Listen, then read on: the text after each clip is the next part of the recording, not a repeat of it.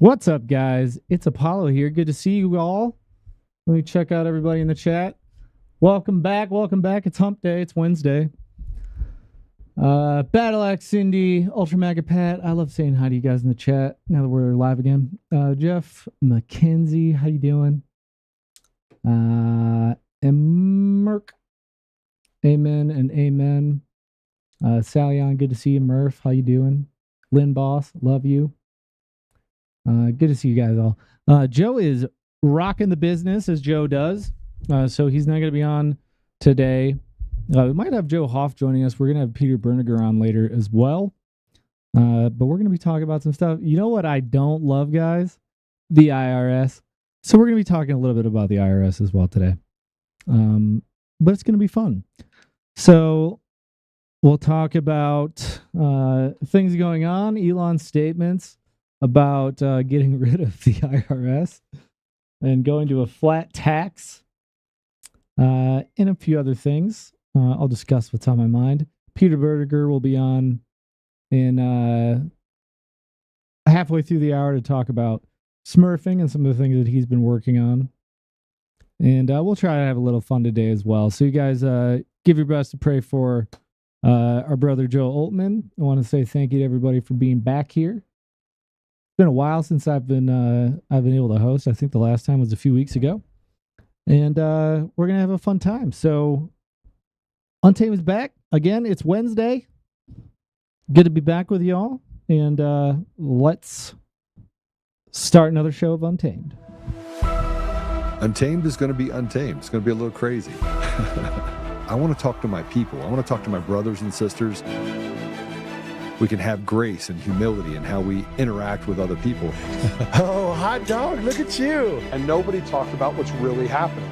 And let's have conversations about what truth is.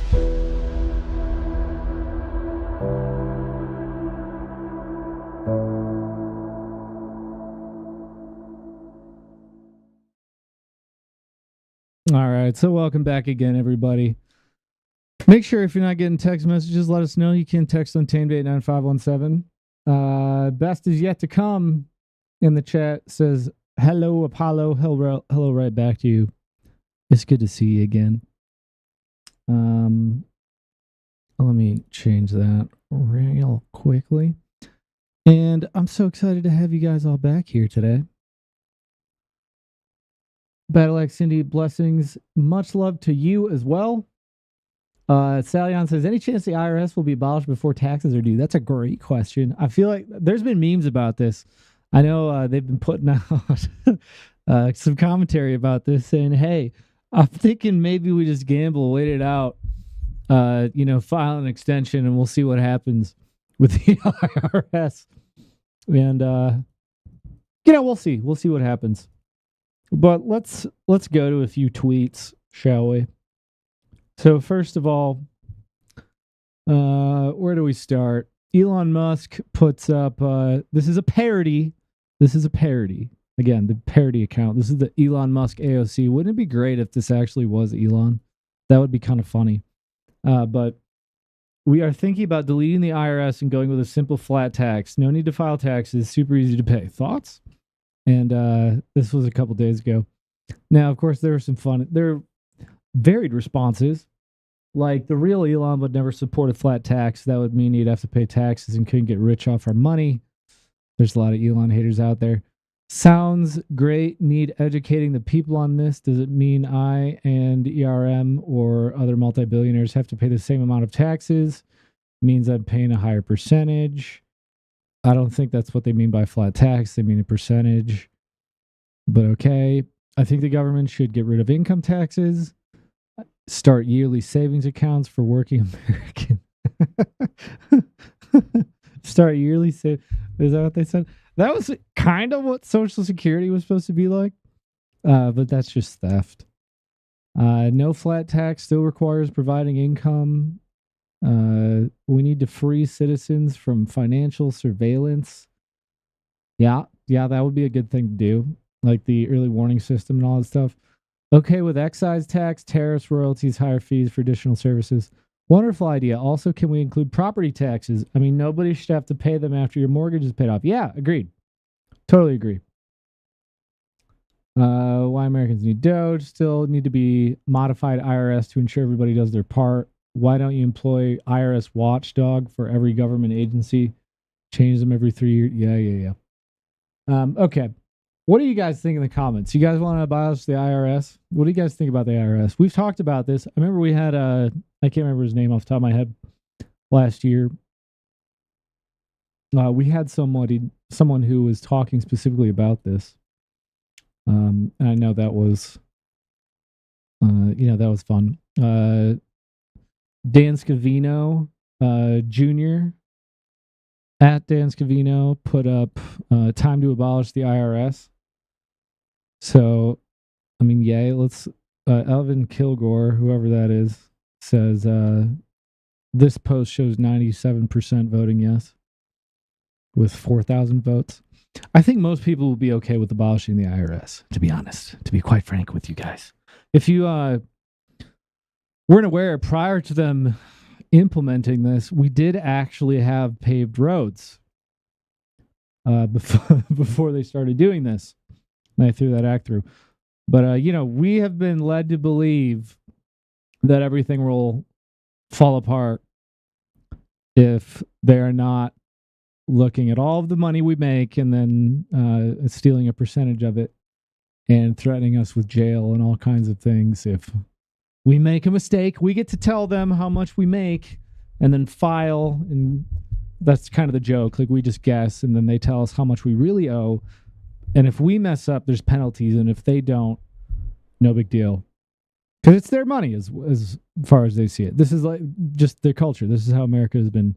We've been groomed into debt slavery. Joe put up a post about this on X. There's nothing honorable about being an IRS agent. Not today or ever. Let me replay it for all who are listening. You don't own your home, your car. You don't have the right to employ others. You can't freely hunt, camp, fish, drive on the roads. Taxes are necessary. What they take makes you a slave, not a free society, not free men or women. Again, property tax. You pay rent to own your home. They'll take it if you don't. They sell it off to whoever for cheap and pay off your rent. There's one government worker for every 10 people in the U.S. Tell me how this math works out in any free society. DOGE estates, and I agree, DOGE estates for sure. Get rid of the pensions, claw back on the pensions that pay workers $300,000, $400,000, $500,000 a year.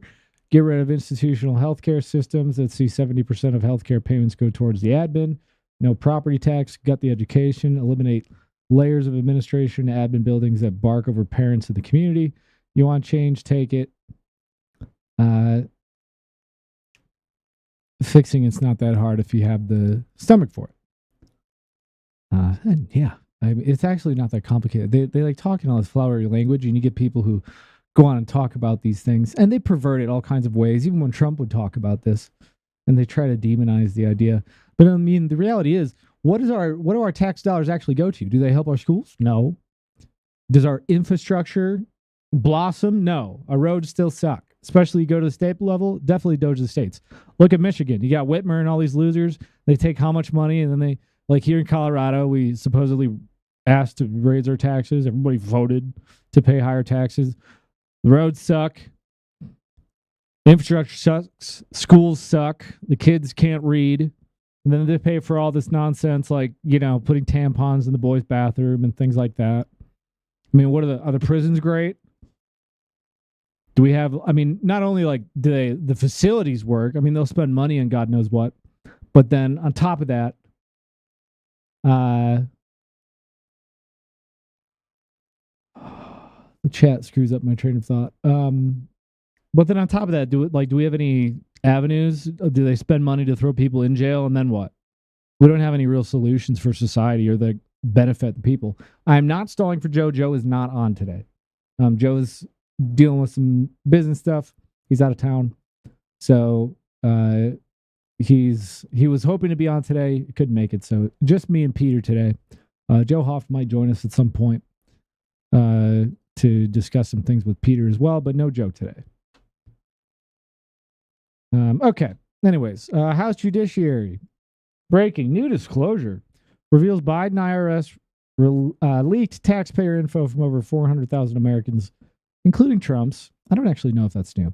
The IRS's admission confirms the committee's suspicion in recent reports that show the scope was broader than what the Biden admin IRS initially led the public to believe. In May of 2024, an IRS spokesman stated that more than 70,000 taxpayers were affected. We found out it's actually over 405,000.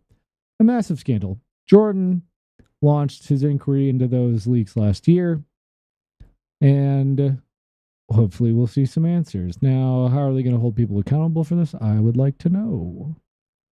But, again, how many of you feel like you are benefiting from the incredible burden that they continue to increase? By stealing your money, and again, where does our money go? Does it help our communities? Raise your hand in the chat if you see the insane taxes that we now pay.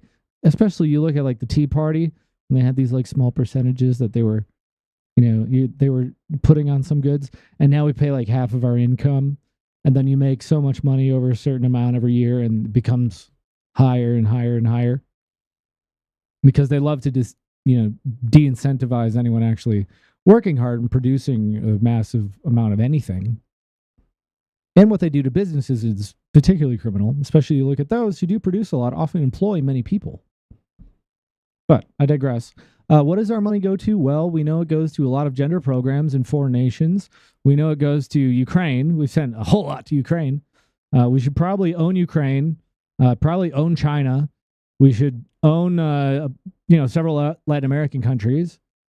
Probably a few places elsewhere in the Middle East. How many countries should we own, truly? With the amount of money that we spend, my God, where do our taxes go? We pay for a lot of wars. Apparently, we pay for like half the transgender surgeries as well. We pay for our military to do God knows what. We have several black holes there. But it's okay.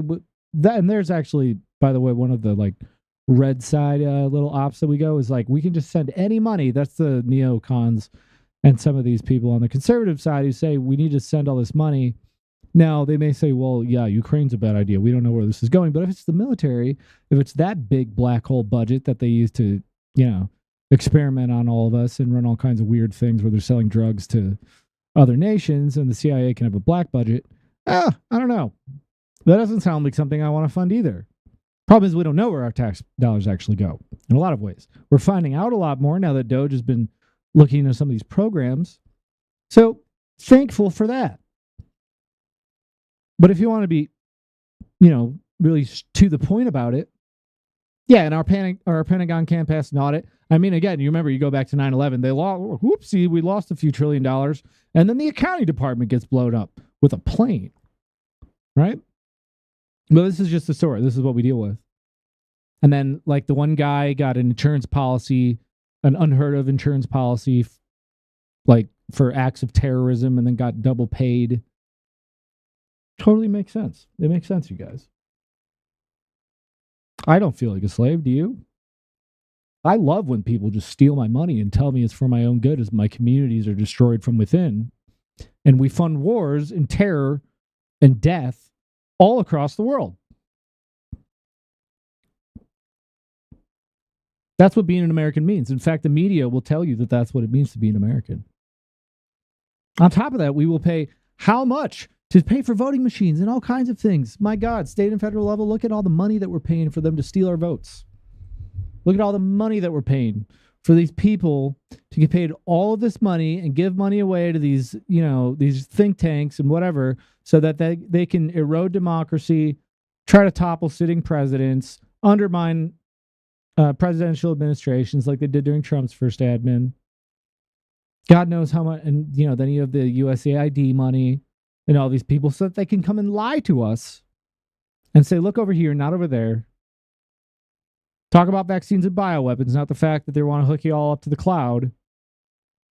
These are the people that you're allowed to talk to and listen to. These people are crazy and don't listen to them. Don't touch the machine. Scott Presler's going to ballot harvest. If you get a record number of new voter registration, Scott Presler might send you a calendar. That was a joke and also kind of gross. But I mean, that's what we pay for.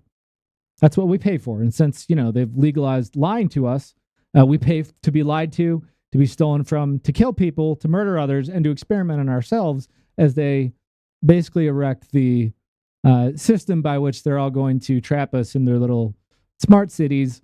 And we will have the benefit and the blessing of being in the bio-digital convergent heaven in the clouds. Oh, look at what I've done. How did I do that? I influenced the matrix, you guys. I don't know how I did that. And it'll be fun. It'll be fun for all of us. We can all just be happy about it. I actually don't know how I just did that. My sincere apologies.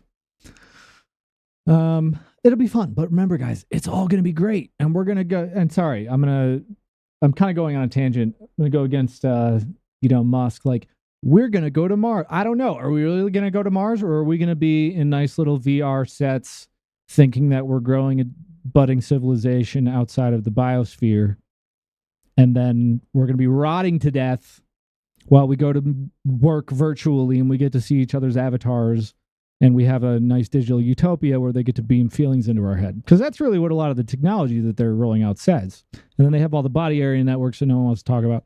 But I mean, it's not a big deal.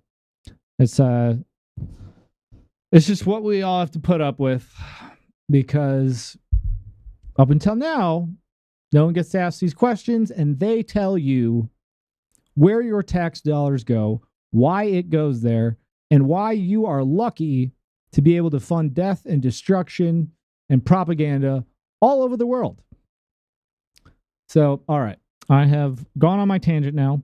I actually do have a guest host joining in with me. He's going to be talking with Peter Bernegger as well, who will be jumping on fairly soon. But I do have Joe Hoft with us, who also has a show on Untamed airing at 1 p.m. Eastern. He had a great show this morning. Appreciate you jumping on with me, Joe. How you doing?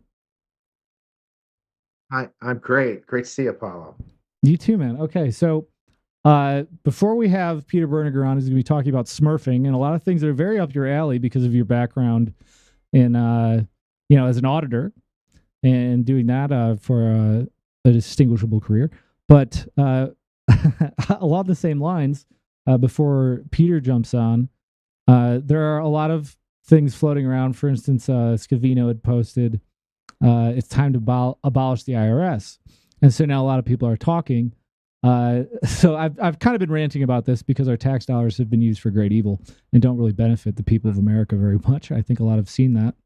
Then we can go into ballots and everything. But what is your take on it? Would the abolishing the IRS be a good thing? Do you see any problems with that? I don't want to get simplistic with the conversation, because a lot of the fake media people certainly will. But what do you think?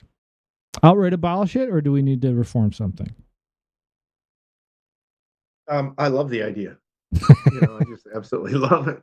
I think most Americans just have to. Yeah, I think it's a pipe dream for so many people, but it's a real reality. I love it that Trump talks about back in 100 years ago, 120 years ago, the 1900 era, and William McKinley, who was president then, which was back in whatever 1896, 1900, and there was no IRS, he says, and there was no, there was no income tax, and and yet the U.S. was as wealthy as it's ever been, and it's a really powerful story. I talked about this, Paulo, on my show one day. I think the thing that grabs me is that President Trump actually has already talked about setting up the external tax authority or whatever, another service similar to the internal revenue service, but an external revenue service where it's all about tariffs. And I love this idea. And this is what he said 100 years ago. U.S. was wealthier than it's ever been. Actually went out and bought a bunch of parkland. Teddy Roosevelt did, because of the money that was sitting around for years, decades, because the country was so prosperous. And there wasn't an income tax. They started off, said it was just 1% of the population that would have it, and then that was a lie, and they always lie. And then and then they got under FDR, got under up to like 90% tax for the richest. It was just grotesque. And Reagan took a lot of that down. JFK took it down. Coolidge took all those rates down. Every time they did, the economy boomed, and then Trump did, and people are surprised to see that it's going to boom, you know? And so I think it's a brilliant idea. Let's get rid of the income tax. There's other ways of making money. And like they've said, if you take away the income tax, um, and you bring in tariffs and you cut costs, I heard some estimates you need to come up with about an additional 2 trillion a year, but it looks like Elon Musk is cutting roughly already, I think 1 trillion a year, and estimates are Elon said he thought he could cut 2 trillion. If he can cut 2 trillion and we can increase tariffs, we can do this. And the economy will just absolutely boom with all this excess money that people would have. So yeah, I think it's a brilliant idea.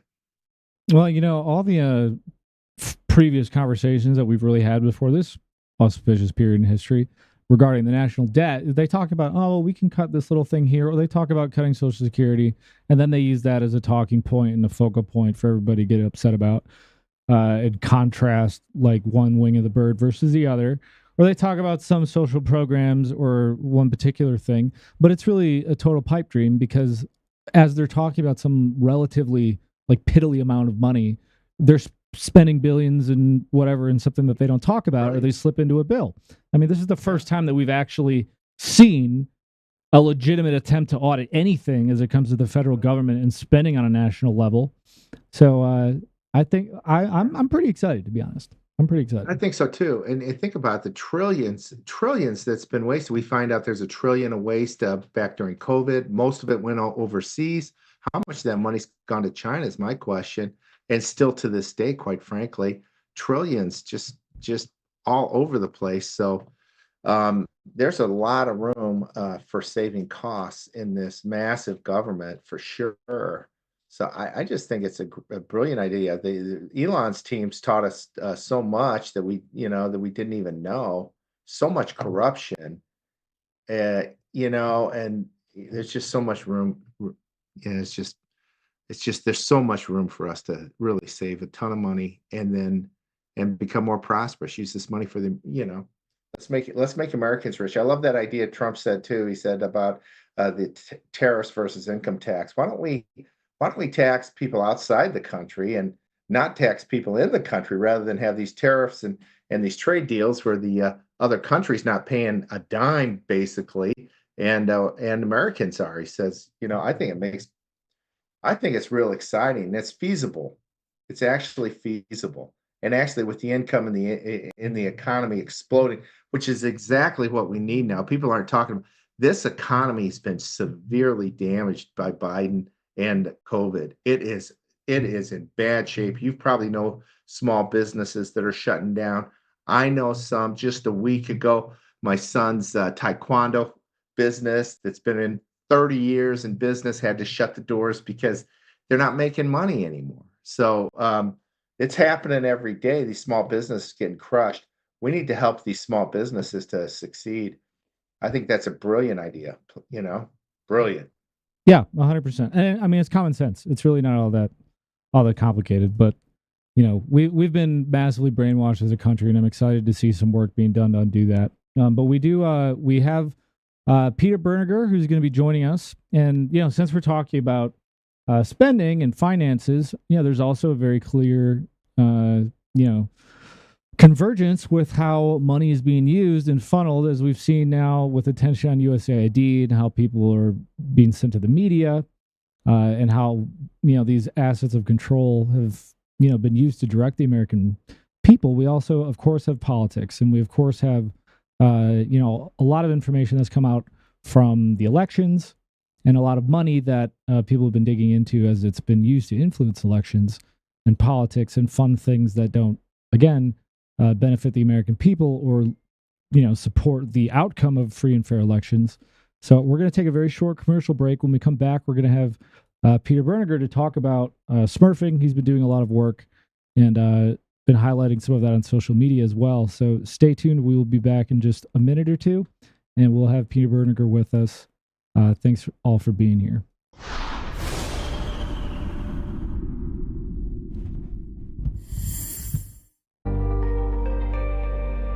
Do you want to get profits from the world's most productive oil basin? Bloomberg calls the Permian Basin the world's most important growth engine for oil production. How you doing? Now there's a way for everyday investors to collect monthly checks from an incredible oil hotspot. It's not a stock, and it's not an ETF. Instead, you can actually own royalty rights on over 380,000 acres of prime oil and gas fields. The best part? 95% of all income from this investment gets paid directly to investors like you. You can simply sit back and collect the royalty checks month after month. You can get started with just $25. What we're doing, though, is we're running all 100 U.S. senators and looking for Smurfing. To learn more about the opportunity from the short, we're making them prettier right now, and then I'm going to be cranking them out. I might be able to dump the rest of them all. To learn how to start collecting Permian Basin oil royalties today. Hi, I'm Joe, Supreme Leader of DCF Guns. What is DCF Guns, you ask? We're the best damn gun store and range in the universe. Do we have guns? We have all the guns. We got small guns. We got big guns. We even have beastly guns. We offer all types of training, and we have 5 ranges across our 3 locations.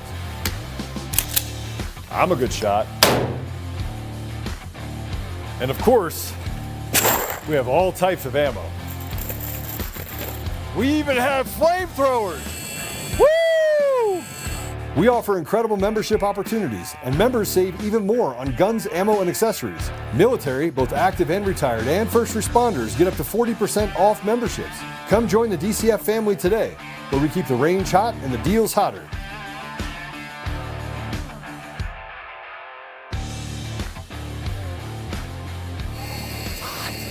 Hi.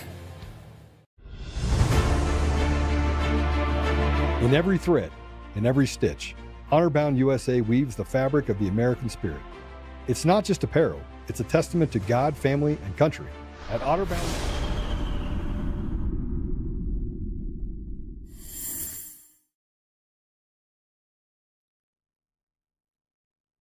All right, welcome back, everybody. So, as stated before we went to break, we do have an amazing guest with us, Peter Bernegger, coming back to the show. So, Peter, welcome back to Untamed now, and please share with us all the amazing things that you've been working on and how important this is. Sure, and I always want to point out that we've got a great team around and behind me and making me look good, I always say. And we've got some big breaking news on Smurfing. The 20 state attorney generals did open criminal investigations specifically into Act Blue last year. Those investigations are still ongoing. The likes of the Missouri State Attorney General, Indiana, Iowa, Jason Mrellas in Virginia, Ken Paxton in Texas, they're all participating in that. And the good news is U.S. Congressman Brian Stiles is working with these state AGs. He obtained SARS reports, suspicious activity reports, from the U.S. Treasury through Janet Yellen. And she made a comment on there that was the most SARS reports that her office has ever supplied to the U.S. Congress. And if that doesn't tell you, the banks are reporting on this Smurfing. And Smurfing, if your audience may not know, is structured money laundering. And what they do is you take a large sum of money, break it down into small amounts, and they're using names and addresses of elderly senior citizens, all of them across the country. We figured there's around 300,000 of them in every single zip code in the United States. They spread them all out. They take the names and addresses and they use those to facilitate the financial transactions, and then they'll start making small donations. So you even see donations for like 10 cents, 72 cents, $1.50, $3, $5. But they'll ramp them up to be tens of millions of transactions when you look back over the last 5 or 10 years. And this money is going into the politicians' campaigns. Now, we've been posting recently, the last couple of days, we're posting the Smurfing findings of the top 20 Smurfs. Again, these people are victims because their identities are being stolen. We're posting for every U.S. senator if they show up in the system. And we're using federal government data from the FEC. We run a direct line into the API. If you search the FEC database or website, either directly or the bulk download, you won't see all the transactions. You'll be missing at least 30, if not 40% of the transactions, unless you run an API directly into the database. And god darn it, the FEC is in on this. And because we have obtained numerous reports from citizens over the years who they found out they were being smurfed, their names and addresses being used, but yet they weren't making the donations. And a great example is they might be making $5 a month to some Act Blue or political campaign, and they check the box. But when you look at the FEC data, they're showing like 30, 40, 50, 100 contributions per month. And we've hired licensed private investigators across the country, and we've interviewed several of these Smurfs, and we have them on videotape. And some of them have showed us their credit card and or debit card statements, and the numbers are wildly off because the FEC loves to come and say, oh, Bernegger or Election Watch doesn't understand our accounting system. Well, first off, they will say, they have seen, you can find it on the internet, well, we double count. Well, who double counts in the first place? But we're talking not double counting of the $5 monthly donation. We're talking tens of thousands of donations, even for one individual. We have Sonia in Colorado, Fort Collins, Colorado. She's up to something like 85,000 political campaign donations.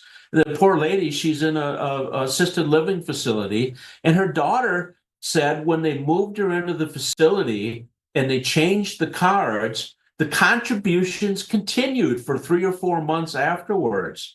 So this is the bad guy stealing her name and address to do this. So, but back on the criminal investigations. Real quick, Peter, is that 85 transactions, donations, or $1,000? 85,000 contributions by one person.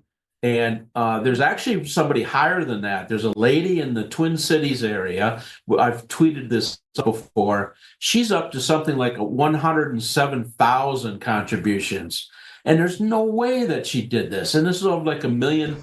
And you can see from the interactive charts on the website, our website is electionwatch.info. Go to the USA map, click on any state, and an interactive chart will come up for the people. And you can see it. It's computer bots are doing this. You'll see donations in one day by an elderly senior citizen of like 300 in one day. There's no way that's a human being making those contributions. So now U.S. Senator Ron Johnson has stepped up, and he has a investigation ongoing in the Senate.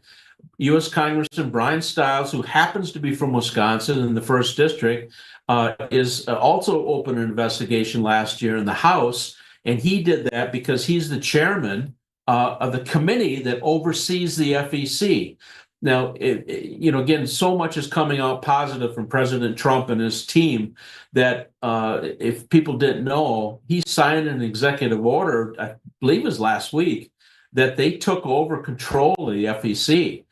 So the FEC has been hiding this information, and they've been playing the gatekeeper to have people like myself or others investigating this just to downplay it and make you go away and not take any action like they should be doing. But President Trump signed the executive order. He took over the FEC and some other commissions, and hopefully we're going to be seeing some big changes coming there.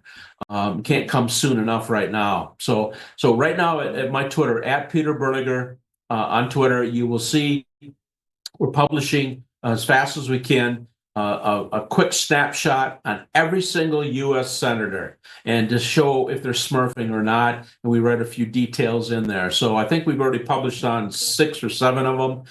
We started with Tom Cotton, very disappointing. He's one of those guys like Jim Jordan and Trey Gowdy. All they do is talk. They never do anything. And Tom Cotton is big time into smurfing. And it's even worse. We found another couple documents supplied by other people who he's a big warmonger. where he's promoting to give missiles to Zelensky in Ukraine. And of course, he knew that Zelensky, it's come out now that Zelensky's selling a lot of these munitions for cash. And Tom Cotton knew that. And here he sits on the one of the IRR, the Defense Intelligence Committees, overseeing the intelligence community.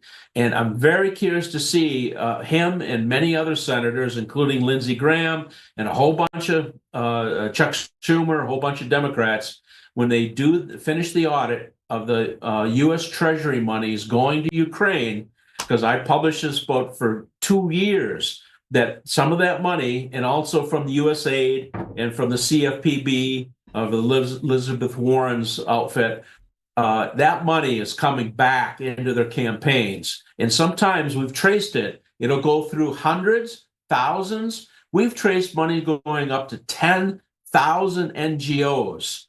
And then it comes back to the original NGO. And then it gets into a C4 or dark money pack or 527 super PAC. And all of a sudden that money gets into somebody's like Senator Warnock's Georgia's campaign, or Tammy Baldwin's in Wisconsin. And that's where that money's coming from. It's coming from the U.S. taxpayers. And Congress is the guilty one. Congress is the one who signed off on the papers to send the money to Ukraine. And obviously USAID and all these other NGOs. So it's an absolute, complete disaster. But I want to leave the last point here, if you have any questions or something, is Data Republican. She's just a brilliant young lady. And she made the statement, which is blows my mind. The NGOs, we've identified 55,000 of them interconnected, published about it, and we can show it interactive. Liberal NGOs laundering money from the U.S. Treasury into their little pet projects and their relatives and so forth. The NGOs have become a parallel government. And I give credit to Data Republican on Twitter for that. They become a parallel government to what our government's supposed to be doing for us citizens. And I thought that was such a brilliant insight, that they're taking the money from the Treasury, getting into the NGOs, and doing whatever the hell they want, and even overthrowing countries. And that's exactly what they did. Victoria Nuland did that in 2014 in Ukraine. That's how they started the Russia-Ukraine wars, is kind of what launched it, really.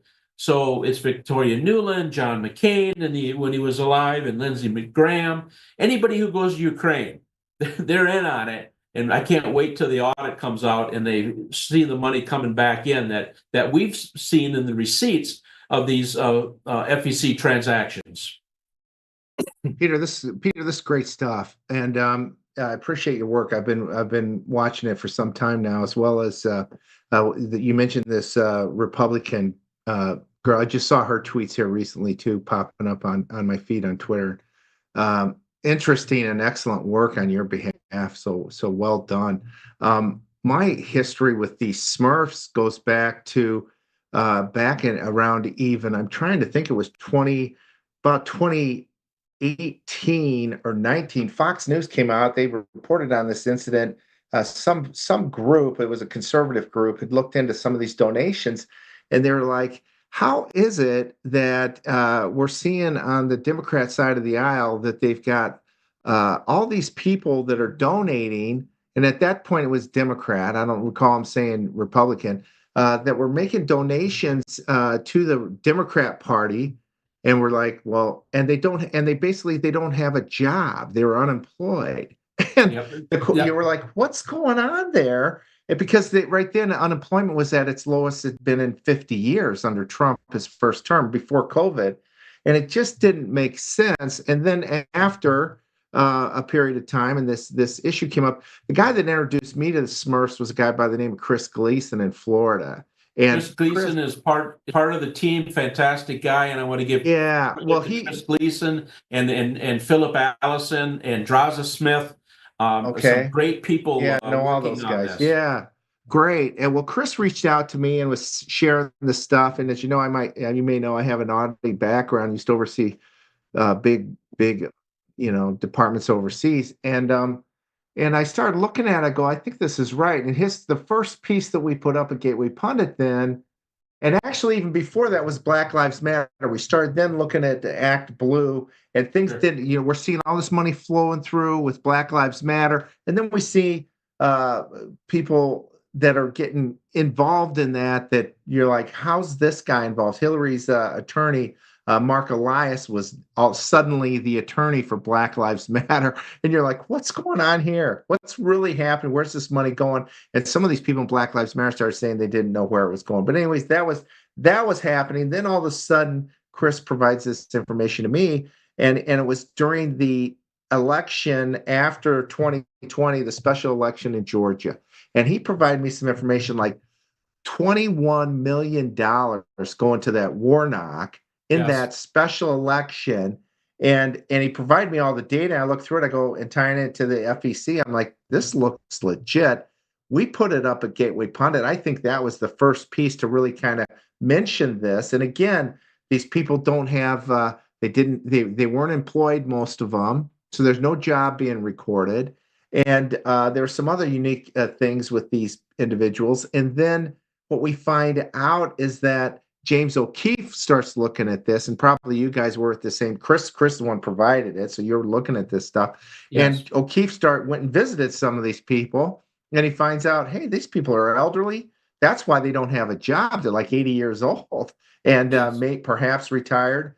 And many of them didn't even know what he was talking about. A couple guys slammed the door on his face. But many of them were like, I don't know what you're talking about. I didn't give that much money to the, What the happened Democrat is we found out since is that Jeff Zucker in 2008 developed this software using computer bots. That's how they're doing it. He sold it to the people who started Act Blue. Then we believe, we know WinRed got jealous, and in early 2016, they purchased the same software.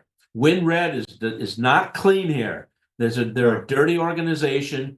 Act Blue's worse, but WinRed, it has to be stopped also. That they're doing the same thing, and they'll do other ways of fraud. And get this, we'll see like $100 donation from a person, and it'll go through WinRed or the Act Blue software, and others use it too. Emily's List, the DNC, the DCCC, Black Lives Matter, they all bought this software now.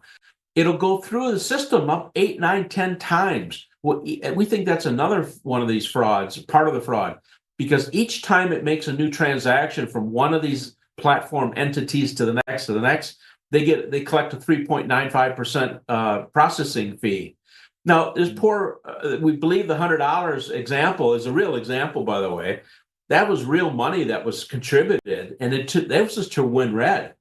Well, it went through 8 different platforms by the time it got to the campaign that the guy wanted the $100 to go to, and it got down to something like it was left with like $54 of his money got into the campaign. The rest was skimmed off. I call it, it's skimming it off.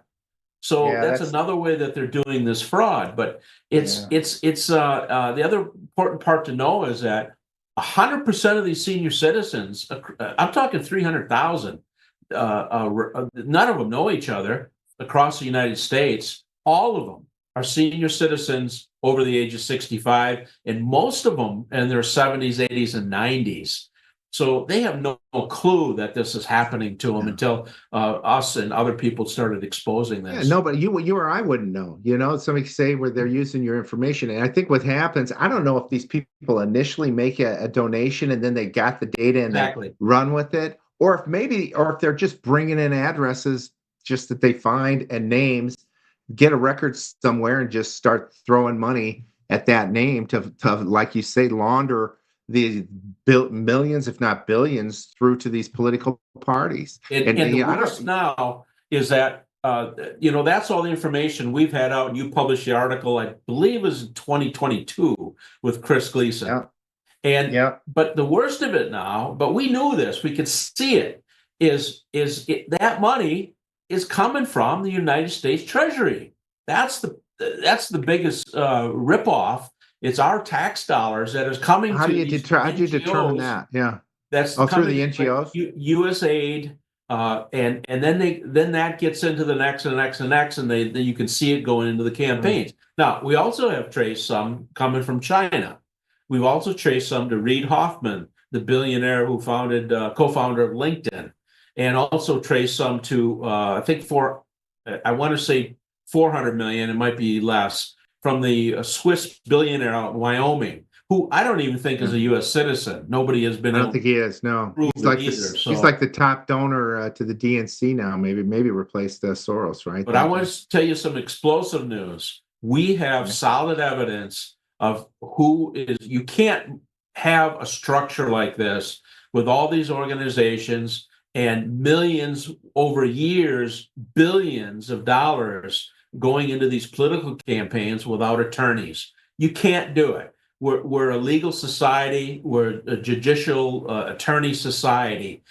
And I'm telling you who's behind it. We have the evidence. We're willing to give it to the FBI, as long as they're the good FBI, is Mark Elias and Perkins Coie law firm. Those are the ones who set up this structure legally, and they have to know that it's laundering money and stealing identities from it's elderly financial abuse, by the way, on the state level. It's a massive civil case. Quite frankly, I was talking to Joe Altman about this a few years ago. How do we stop this? And it's a massive class action case. It's what it is. Anybody they were using their name should be suing, WinRed or Act Blue, and saying, "Hey, you're using my information to launder money." And I would think there would be a huge return on that if anybody had the guts to stand up to the DNC. It would almost have to be a class action, because the problem is the way their scheme is set up is that it does distribute the money in small amounts to these senior citizens' names and through their names and addresses.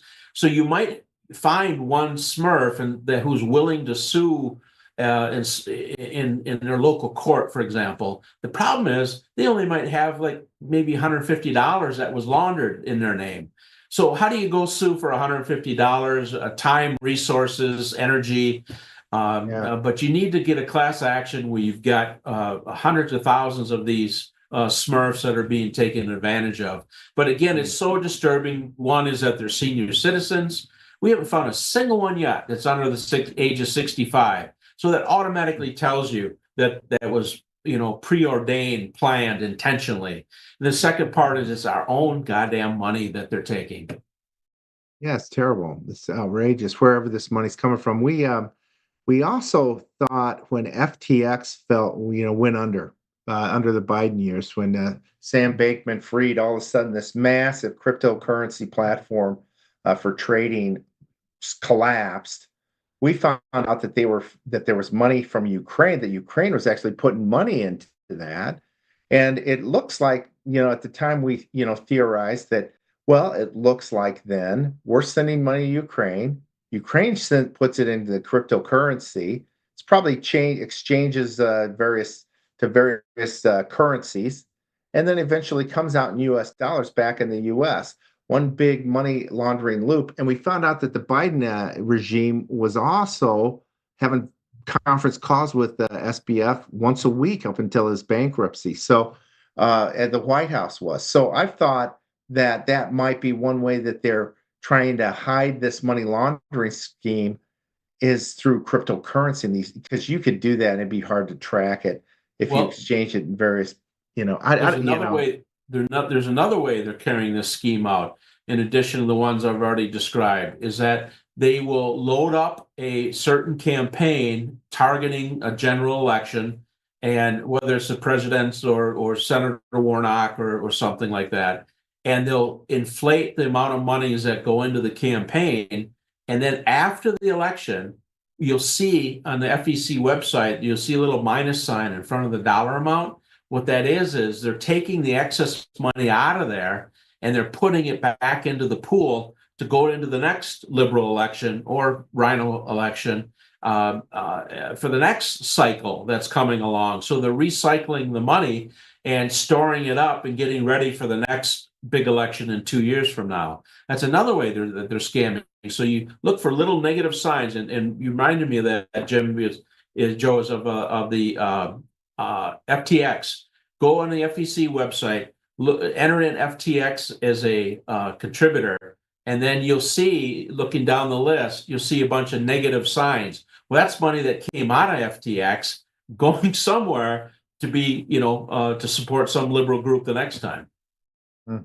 So, Peter, what? Just if you don't mind me asking, are you in Wisconsin? Is that where you able to share? And what's your background? I'm really, how did you get I'm in involved in all Wisconsin. this?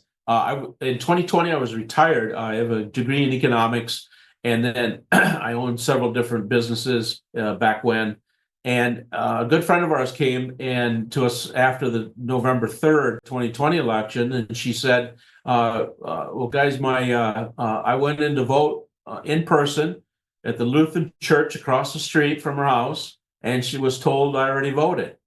And everything snowballed from there. There's 5 of us. One gentleman, unfortunately, Gary Waite, passed away of a heart attack in the meantime, but we're still, it just snowballed, and we just kept finding more and more and more. And then we got into the election fraud and the Smurfing. And Chris Gleason and I work closely with each other even on a day-to-day basis. So we got the criminal investigations opened with the 20 state attorney generals for Smurfing. We exposed the NGOs in the interconnection of them. We're working with various government people to supply information with, and basically we get them started and they take and run with it, basically. So, and we're exposing election fraud. We got 9 lawsuits open right now. We've won now, I believe the number's 18 lawsuits we've won, and the most than anybody in the country.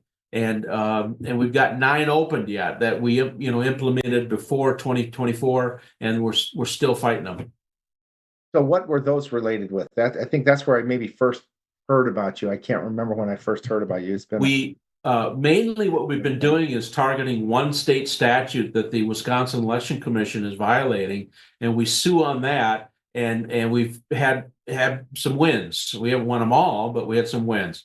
The other one is public record suits, and we've been winning those. Again, not every single one. We also have a federal NVRA lawsuit to clean up the voter list in Colorado. We also have one in Georgia, and we also have one in Wisconsin. And we're suing the city of Milwaukee Election Commission, and we're suing the Wisconsin Election Commission, plus the state of Georgia, plus the state of Colorado, to force them to clean up their voter lists. Do you work with Jefferson Davis much out there in Wisconsin? No, I don't. We just done different paths. We want the same thing to get honest elections, but we don't really work with each other. Mm-hmm. Yeah, I've met him. He's shared a lot of information about Wisconsin and kind of the mess you've had there. It's just outrageous. Big news, I guess, this week off topic is the fact that didn't Evers push something that we're going to rename what a mother is. It's going to be a different name now, like impregnated woman or something, or person, right? Yeah. Well, I have tweeted out last year that our Governor Tony Evers of Wisconsin has dementia, and it's a very similar situation as what Joe Biden was in. So somebody is behind Tony Evers running the show, and they trot Tony out for a few minutes, but and there's also the same thing where you see some marks. It looks like speculating. It looks like he's getting injections or something in his arms. If he's at the governor's mansion, he'll come around the desk with first-hand eyewitnesses in pajama bottoms and slippers. And he's confused, and then he shakes your hand and walks back sits down in his desk. So somebody's behind him on that, about putting in this outrageous language of being an inseminated person versus a mother. But the good news is we've got the state assembly, state senate, and it's not going to go anywhere. But Evers certainly looks like a fool. Yeah, certainly does. Hey, what do you think about this idea as well? We found in Michigan this GBI, I think it was Strategies, or this firm that was involved in signing up individuals for voter rolls, and it was found out before the 2020 election. It was covered up, even covered up in the White House. They didn't tell Trump about it. Bill Barr and I believe Cipollone, Trump's top attorney at the time. And so we didn't find out about it till like a couple years after the 2020 election. And clear election crimes that were going on there. They raided one of the facilities at GBI. One was in near Detroit, and they found these bags full of cash cards, like a credit card, but it's for cash. It's got apparently cash on it. They also found like garbage bags full of those things, by the way. And they also found like some guns with silencers. It was a big article at both Gateway Pundit and I wrote about it as well at joehoff.com. And we found all sorts of stuff there. I was wondering and interested in your thoughts on this.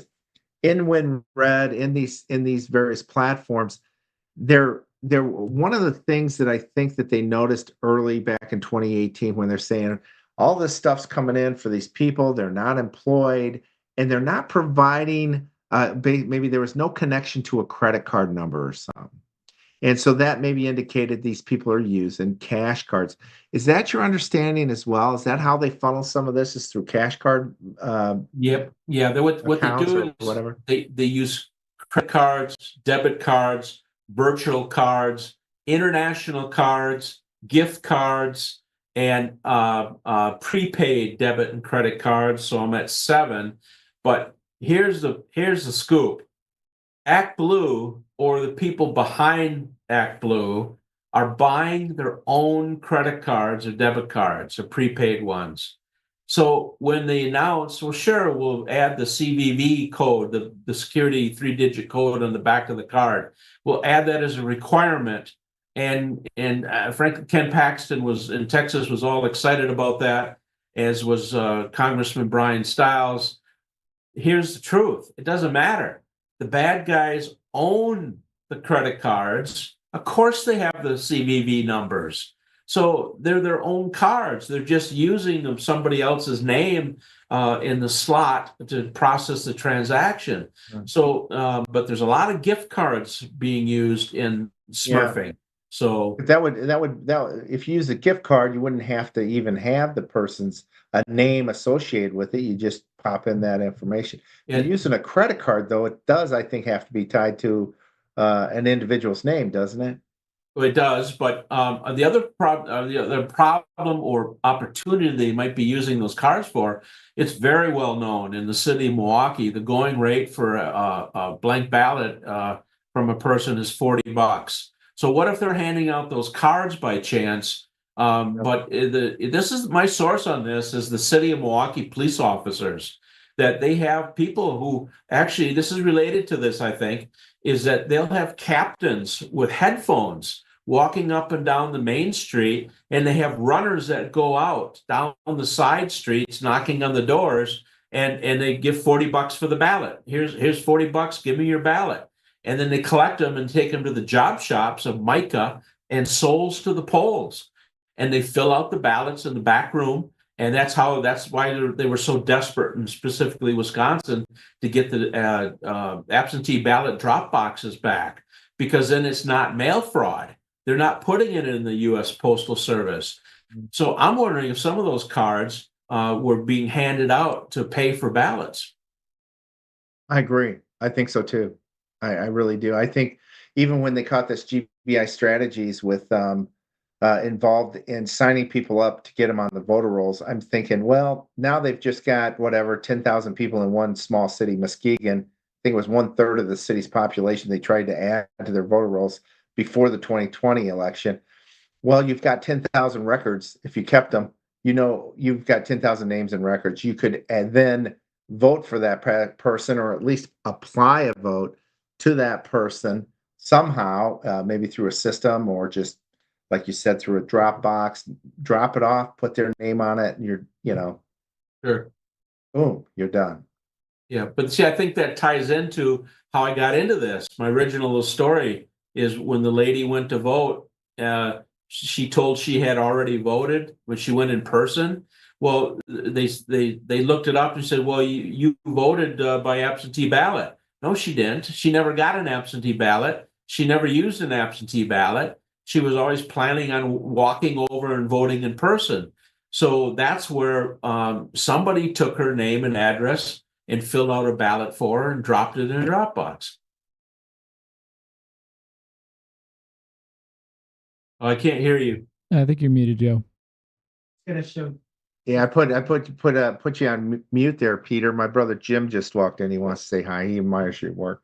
Peter Bernegger on the phone. Sweet. Or on the show here. This is brother Hello. Jim. Hey, Peter. Hi, Hi, Peter. Jim. How you doing? Good, good. Which one of you is smarter? Which one's smarter? He said. Yeah, here I got the plug in. It's a good question. It's a good question. Well, he can hear you, so maybe he's smarter. Yeah, I'll just have to say, oh yeah, yeah. Jim Yeah. is. Thank Jim you. is. Thank you, Peter. Yeah, but don't forget, guys. We got big news coming. We just from stopped Trump by. about elections. We'll talk to you a little bit. Yeah, okay. Nice to see you, Peter. He's Keep got- up your good he's got work. some- Yep. He's got some big news coming out. Is that right, Peter? Well, I gotta let Trump. I mean, he said some of it, but what he's going to do, it's going to come out in March. He's going to fix our elections. He's going to Trump's mandate. going to fix our elections. Yeah, Whoa, that's really big. Yeah. he's going to mandate national voter. That's really Photo ID. exciting, Peter. I can't wait to hear more. Good. Thank God. Yeah. Yeah. Praise the Lord. Sorry, he's cutting out now. He just stopped by. All right. No problem. Did you want me That's to kinda talk fun. about that or not? Yeah. Fill me in. Trump's If you going can, yeah. Trump's going to fix our elections. They've been working on it for months, and they're going to come out in March. And the basic plans are, and this is, he has said this himself, but it's going to be a national photo ID requirement, and that's going to help dramatically, like states of California that don't require it right now. He's going to eliminate absentee mail-in ballots with rare exceptions, so specifically, I guess, the military. He's going to get rid of the voting machines, the computerized voting machines. He's going to require paper ballots. There's many states that don't have paper ballots, believe it or not. So there's zero way to audit. And then they're talking yet about how or what to do to clean up the voter registration list, which is music to my ears, because that's the gateway to the fraud.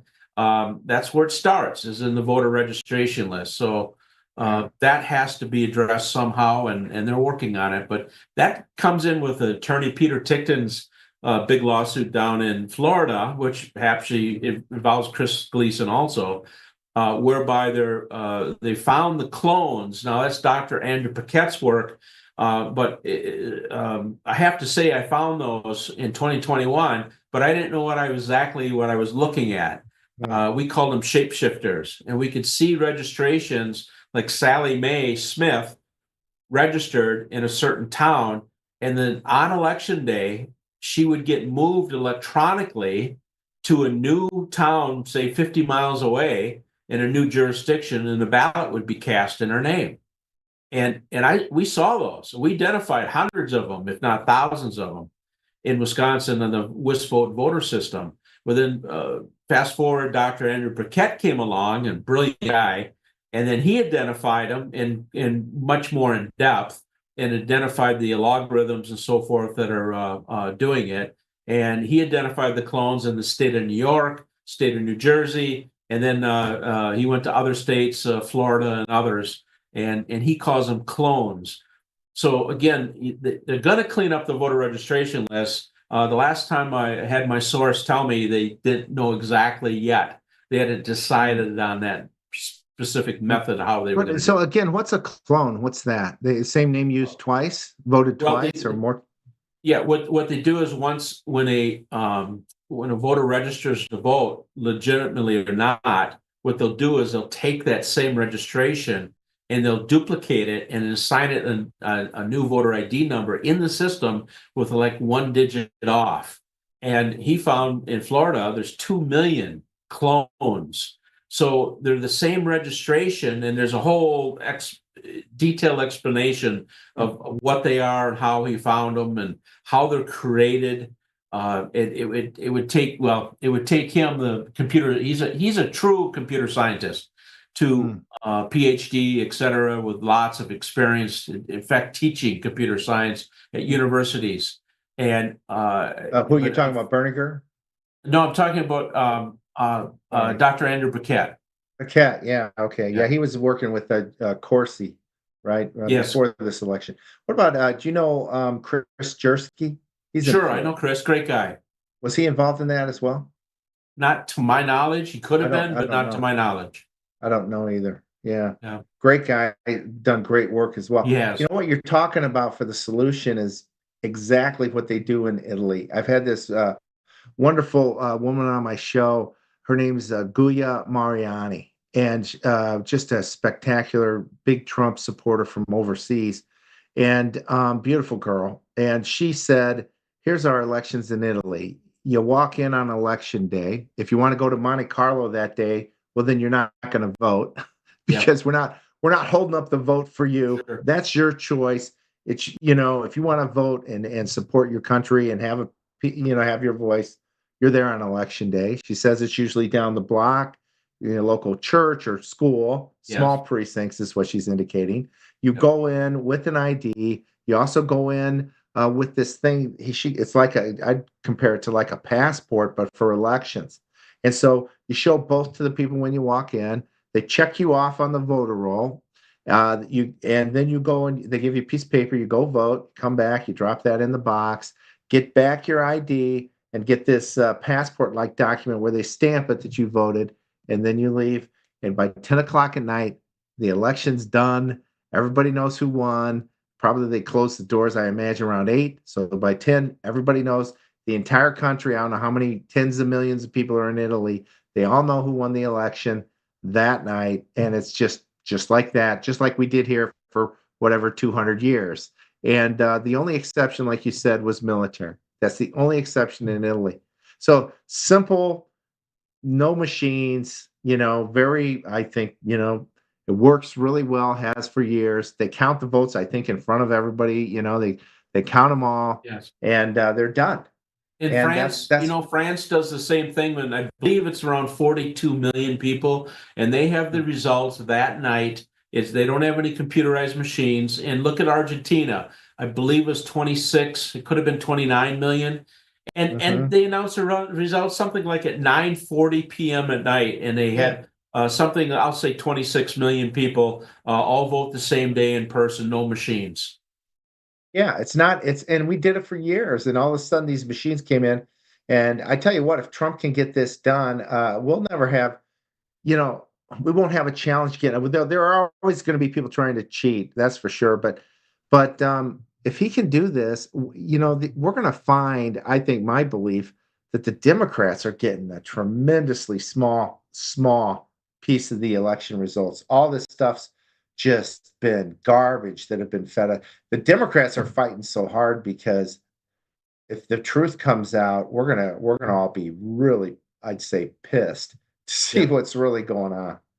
Yep. Well, they've been cheating so many different ways. It's death by 1,000 cuts, and from the election fraud smurfing, that is election fraud, to the stuffing the ballot boxes the old-fashioned way, to these phony registrations like you described with GBI over in Michigan, and of course they did that in most of the swing states. They're using the U.S. Postal Service to cheat. It just keeps going on and on and on. They're padding the voter registration list. It never ends, and then they're rigging the laws so it's easier to get through the cheat in the system, from Mark Elias's lawsuits across the country. So they really rigged it in the last 20 years while we were all busy raising our families, going to Disneyland, working hard and so forth, and all those 20 years they were rigging the system. Oh, big time. Yeah, and it's been, like you said, it's something. Yeah, they didn't care if it's going to take 20 years. They knew they had something. I think Barack Obama was heavily involved. A lot of these key nonprofits are involved. Like you've mentioned, one thing you said earlier that kind of grabbed me is you're saying a huge number of nonprofits or NGOs are involved in, I guess it was this Smurfing, huh? I'll send you, if I get an email or something, I'll send you, we have it. It's the fractalgovernment.com website, and you scroll down and you'll see 5, 6, 7, 8 videos, and we show it, and we did it. We identified the NGOs, 55,000 liberal NGOs. The way we did that is we watched them, connected the money flows between them, and or the connections between the people. So what we did is we downloaded the entire IRS 990 database, all of it. I think it went back to 1972. We ran it, and it shows all the connections, and we could even separated it to more modern years instead of focusing on 1972. We'd go like the last 3, 4, or 5 years, and you'll see in the videos, and I've tweeted about this, and it'll show, and it'll show all of them, 55,000 of them, and they're connected either by people or by money flows.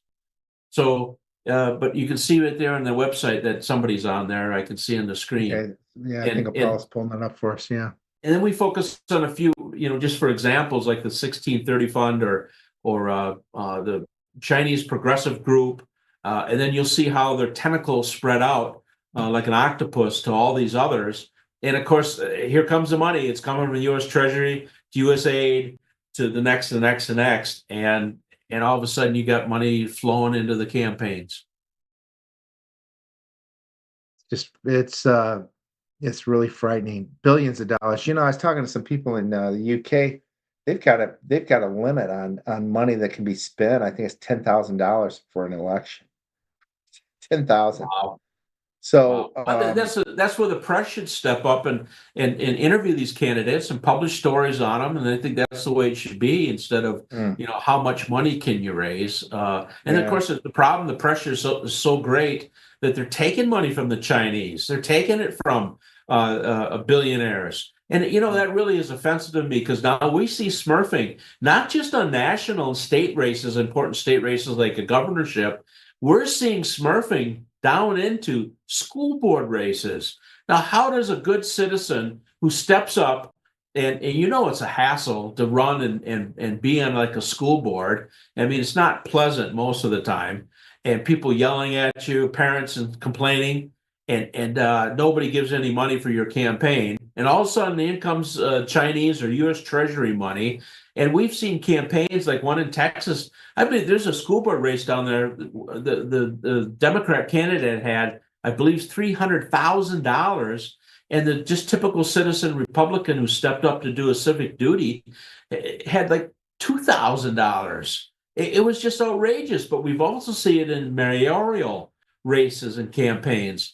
Corey Mason, who's a huge communist liberal in Racine, Wisconsin.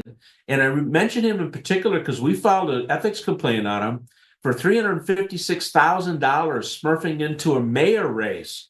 Who spends that kind of money on a mayor race? And he's the guy who brought in Zuckerbucks, the Brennan Center out of New York.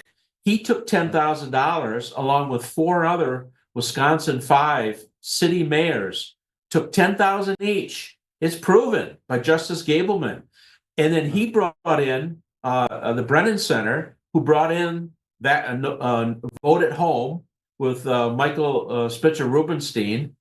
And then he brought in CTCL, who brought in Zuckerbuck money. And it all started with Corey Mason, to me, the illegitimate mayor of Racine, Wisconsin. Isn't that a story amazing for you right there? Yeah, it's all these connections are unbelievable. Yeah, just really unbelievable. I do apologize. I need to run. Okay. Thanks, Peter. It's great to have you here. Great information. It's finally nice to meet you too. Keep up the great work, and great news. Any more on the timeline in March from perhaps Trump? Early month, mid month? Do you know? Well, you didn't hear from me, but maybe focus on the State of the Union address. Oh, wow. There you go. Okay. Great. That's great. All right. Well, thanks so much, Peter. Have a great evening. Really pleasure meeting you. God bless. My pleasure also. Thank you. All the great work. Yeah. All right. Take care. Thank you.